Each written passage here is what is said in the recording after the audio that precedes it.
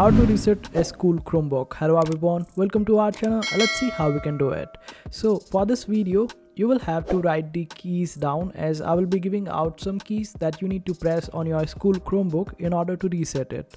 So first of all, you will have to press three keys together: the escape, refresh and power button. You need to press it together, and for some of you the power button might be on the side of your keyboard or your Chromebook, but for some it might be on the top of your keyboard. Simply press escape, refresh and power button. After that you need to press Ctrl D, and on that screen just simply press enter. After that you need to press space, and this way you would be enabling the verification, and after pressing space just simply hit enter. And this is how easy it is to reset your school Chromebook. I hope this video was helpful. Make sure to hit that like button and also subscribe to our channel for more helpful videos.